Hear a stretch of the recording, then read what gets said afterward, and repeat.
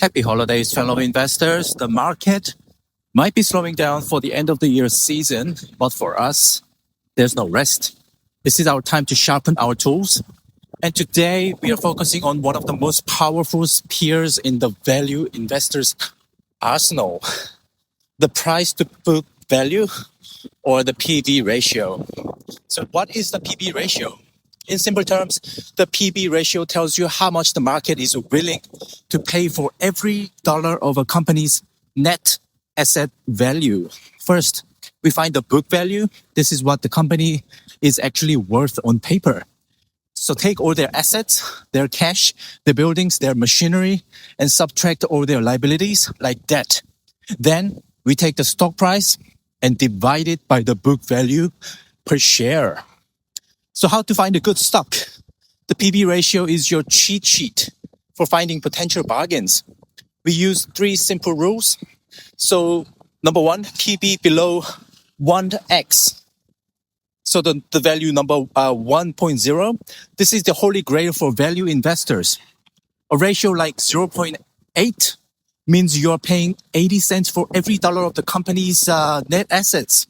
This suggests the stock is undervalued and is trading for less than its liquidation value.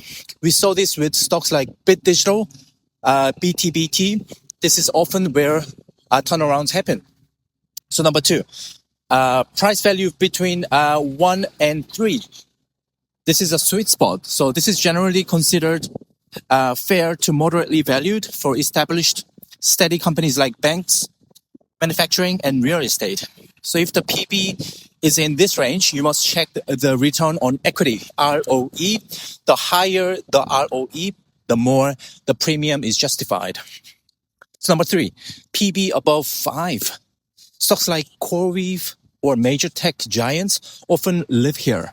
The market isn't valuing their desks and buildings, they're valuing their future growth, intellectual property, and brand power. A high PB is okay, but only if the growth is explosive enough to justify the price. So here's the essential warning.